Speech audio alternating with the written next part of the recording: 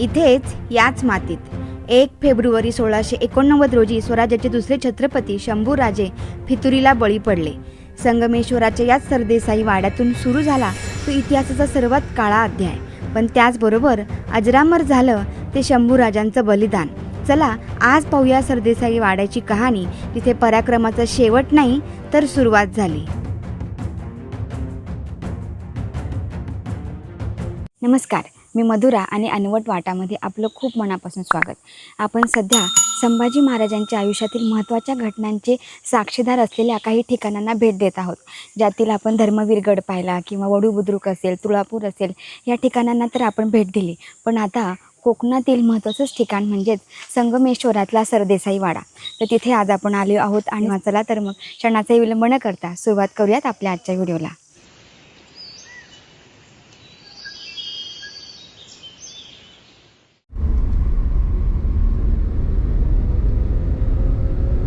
कोकणात आलं की फिरण्याचा मोह हा काही आवरत नाही. आणि आता आपण गावावरनं संगमेश्वर इकडे चाललोय. आता हा मार्च महिना चाललाय तरीही गावाकडचं वातावरण बघा, कसलं धुक्यासारखं अगदी तुम्हाला रस्त्यावर पाहायला मिळते बघा. इतकं छान वाटतंय ना हे सगळं बघितल्यावर. आंबे भरपूर आलेत झाडांना. धुक्यातनं समोरनं गाडी येते. गावाची वेस आहे. अगदी धुक्यात रस्ता दिसत पण नाहीये पुढचा, अगदी सुंदर रस्ता दिसतो. जे आपण जेव्हा माथेरान किंवा महाबळेश्वरला जातो ना, तेव्हा जे फिलिंग येते की नाही आपल्याला, तशी सेम फिलिंग इथे आल्यावर वाटते. दोन्ही बाजूला गच्च झाडे आहे, मधून हा छोटासा रस्ता आहे. धुक्यातनं चाललाय, तिथनं आपण आपल्या गाडीतनं चाललोय. हीच खरी मजा आहे ना गावाची. आपण म्हणतो मनशांती मनशांती, ही खरी मनशांती आहे गावाकडची.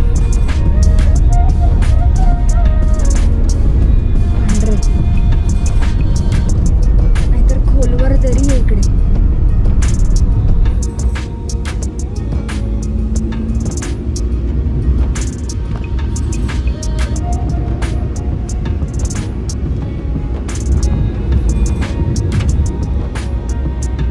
पण हा रस्ता बरोबर आहे की आम्ही चुकलोय? नाही, बरोबर आहे. आणि कर्णेश्वरला जायचं तर काही प्रश्नच नाही. कर्णेश्वर माहिती आहे ना तुम्हाला? हो, कर्णेश्वरलाही जायचंय. मग तो रस्ता तिथून परत पाठी यायचं. अच्छा.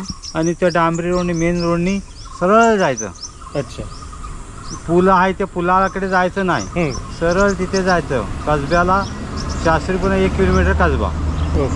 असं संभाजी महाराजांना पकडलं ते ठिकाणी कर्णेश्वराचं मंदिर. एकदम व्यवस्थित आहे ना? व्यवस्थित आहे. तिथून शॉर्टकट तुम्ही जाऊ शकता तप्तीसरला. हां, चालेल.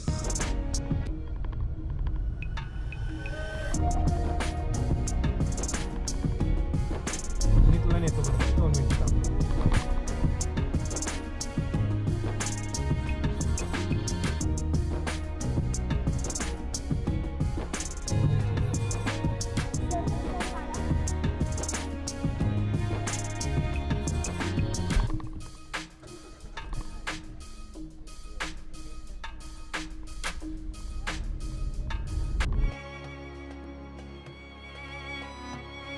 संगमेश्वरात सरदेसाई वाड्यापासून काहीच अंतरावर उभा आहे छत्रपती संभाजी महाराजांचा 15 फुटी भव्य पुतळा. हातात उपसलेली तलवार, अंगात चिलखत आणि नजर मात्र शत्रूवर रोखलेली. इथूनच पुढे गेल्यावर तो सरदेसाई वाडा लागतो, जिथे महाराजांना दगाफटका करून पकडण्यात आलं. हा पुतळा गावकऱ्यांनी उभारलाय, जेणेकरून येणाऱ्या प्रत्येक पिढीला कळावं की इथे एक राजा होता जो झुकला नाही, वाकला नाही, तुटला पण संपला नाही. तेव्हा हा पुतळा फक्त शिल्प नाही, तर हा आहे 335 वर्षांचा आक्रोश आणि अखंड प्रेरणा.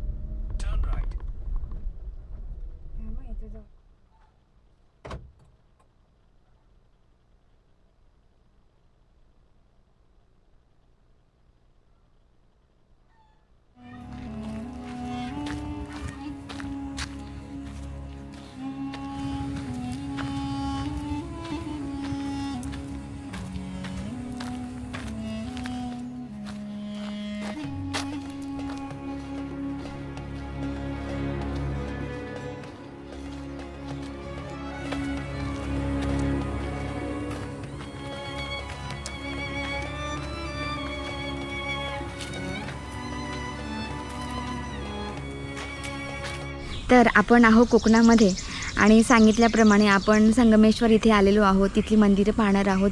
तर आता मी जिथे आहे तिथे जर आपण बघाल तर माझ्या सगळीकडे मागे तुम्हाला जी आहे ती नारळाची झाडी किंवा अशी छान छान गर्द झाडी पाहायला मिळते. तर काही काही जी ठिकाणं असतात ना ती तुमच्या आठवणींना उजाळा देतात. तर काही काही घटना असतात ज्यांच्यामुळे आपल्या आठवणींना जेव्हा उजाळा मिळतो तेव्हा ते जुने दिवस आपल्याला पुन्हा आठवतात आणि आपल्याला खूप छान वाटतं जुन्या आठवणी आठवल्यानंतर. पण काही काही ठिकाणं अशी असतात की ज्यांचा इतिहास किंवा ज्यांच्या आठवणी जेव्हा आपण पुन्हा करतो ना तेव्हा आपल्या मनाला एक खूप मोठा खड्डा पडतो. आणि आज मी ज्या ठिकाणी आले आहे ते ठिकाण नाही तर ती घटना दुर्दैवी आहे. आणि ते ठिकाण म्हणजेच कोकणातील संगमेश्वरमधील हाच सरदेसाईंचा वाडा. तर आपण हा सरदेसाईंचा वाडा इथे पाहायला आलो आहोत, जिथूनच संभाजी महाराजांना औरंगजेबाने कैद करून बहादूरगड इथे नेलं होतं. तर तो जो ठिकाण आहे ते ठिकाण पाहायला आता आपण आलो आहे. तर फार ह्या ठिकाणाबद्दल बोलायला इच्छा होत नाही, कारण अशी खूप काही ठिकाणं असतात ना जिथे गेल्यावर आपल्याला फक्त तिथे बसून त्यावेळेस काय झालं असेल हे पडताळणी होते आपल्या मनाची. त्यामुळे आपण ना हा वाडा बघूयात आणि त्याच्या इतिहासात जाऊन डोकावून पाहूयात. चला सुरुवात करूयात हा वाडा पाहायला.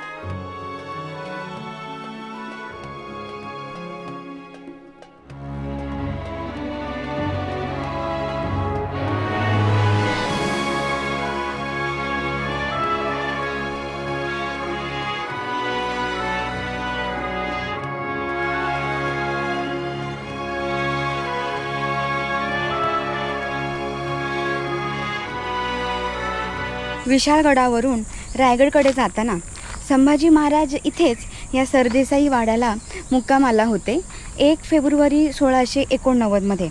तर इथे असताना त्यांनी दुसऱ्याच दिवशी अनेक लोकांच्या वतनाचेही जे प्रॉब्लेम होते ते सॉल्व केले होते. आणि 3 फेब्रुवारीला मुकर्रब खान जो होता औरंगजेबाचा मोगल सरदार, तो कोल्हापूरवरून सैन्य घेऊन आला आणि महाराजांना न कळता म्हणजे अगदी बेसावध असताना त्याने इथे महाराजांना 3 फेब्रुवारीला अटक केली होती. याबद्दलचे तर इतिहास आपण सर्वच जाणतो किंवा जो संभाजी महाराजांचा छावा हा मूवी आला होता त्या मूवीत तर आपण प्रत्यक्षात पाहिलं सुद्धा की त्यांचे कसे हाल केले होते. इतिहास तर आपण सर्व पोवाड्यांमधनं, शाहिरांकडनं किंवा पुस्तकांमधनं आपण वाचलेला आहेच. पण इथे आल्यावर ना त्या सर्व घटना आठवून मनाला प्रचंड आणि अतीव दुःख होतं.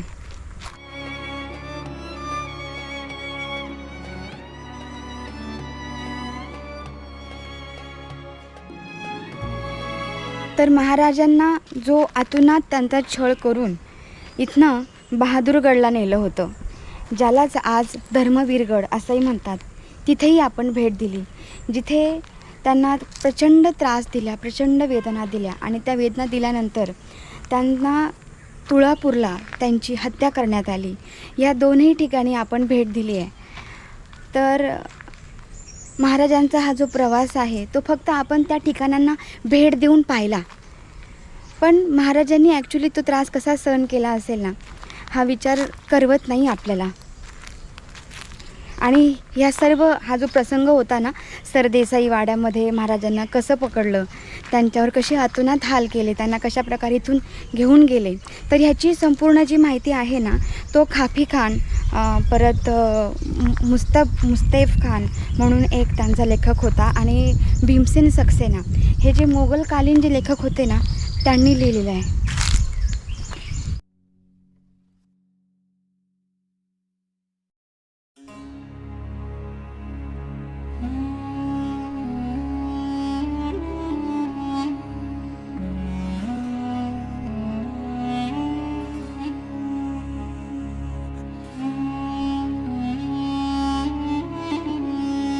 आता जर आपण पाहिलं तर त्याची भरपूर सारी पडझड झालेली आहे आणि आतमध्येही जायला काही प्रवेश नाही आहे.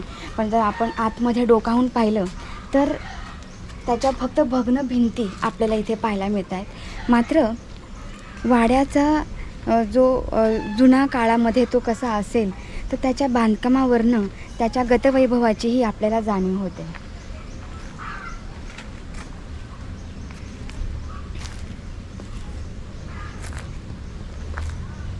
आता हा लोखंडी दरवाजा इथे लावला आहे, पण माझ्या मते जुन्या काळामध्ये इथं भला मोठा असा लाकडी सुंदर दरवाजा असेल. तेव्हा एकंदर पाहता ह्या वाड्याचा जो वाड्याच्या ज्या भिंती वगैरे आहेत त्यांच्यावरून ध्यानात येतं आहे की हा वाडा तेव्हाच्या वेळेस प्रचंड असा वैभवशाली असेल. कारण की महाराज जेव्हा इकडे येत असत तेव्हा त्यांचं शृंगारपूर आणि संगमेश्वर इथे नेहमी येणं जाणं असायचं आणि ते इथे आले की नेहमी सरदेसाईंच्या वाड्यामध्ये राहत असत. इथे आपण जुन्या काळातलं मला जात्यासारखी एखादीची रचना आहे ना ती पाहायला मिळते आहे. आता हा जो वाडा आहे तो आपण मागणं जाऊन पाहूयात.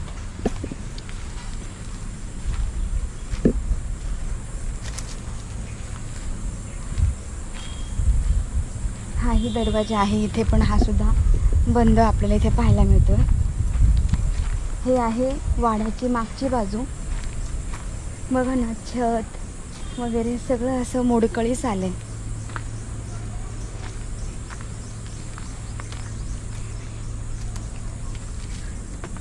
बंद आहे.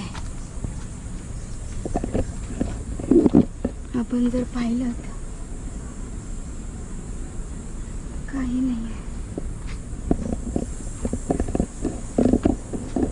मात्र जसं आपण सुरुवातीला तिथे जातं पाहिलं वाड्याच्या समोरच, तर इथे आपल्याला वाड्याच्या मागच्या बाजूला आणखीन एक जुन्या काळातली जी आठवण आहे ना ती पाहायला मिळते. तर इथे भलं मोठं असं दगडी घंगाळं आहे. तर माझ्या मते जेव्हा घोड्यांना वगैरे पाणी पिण्यासाठी यामध्ये पाणी टाकत असतील त्यामुळे त्याचा आकारावरनं आणि त्याचे ज्या प्रकारे ठेवण आहे त्यावरनं मला वाटतं आहे की हे घोड्यांसाठीचं एखादं पाणी ठेवण्याचं तबक असावं. हे बघा, हे इथे आपल्याला हे पाहायला मिळतं. आणि ते पाणी पुन्हा जाण्यासाठी सुद्धा ना तिथे एक होलही आहे.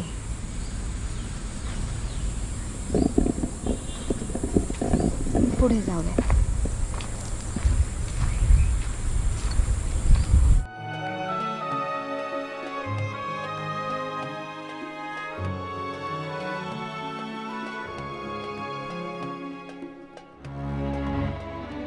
सरदेसाई वाडा आज भग्नावस्थेत असेल, पण इथल्या मातीत शंभूराजांच्या शौर्याचा आणि बलिदानाचा सुगंध आजही दरवळतो. त्यांनी त्या औरंगजेबापुढे मान झुकवली नाही, आपलं मस्तक दिलं, पण स्वराज्याचा स्वाभिमान दिला नाही. आणि मित्रांनो, याच वाड्याच्या आसपास अनेक प्राचीन मंदिरं आहेत. त्याचबरोबर ज्या नदीच्या संगमावरून या गावाला संगमेश्वर हे नाव पडलं, ही संपूर्ण माहिती आपण पाहूयात आपल्या पुढच्या व्हिडिओमध्ये.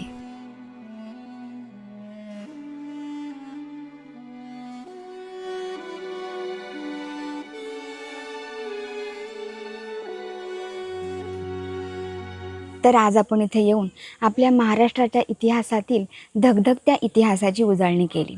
तर आपल्याला हा व्हिडिओ कसा वाटला हे आम्हाला नक्की कमेंट करून सांगा.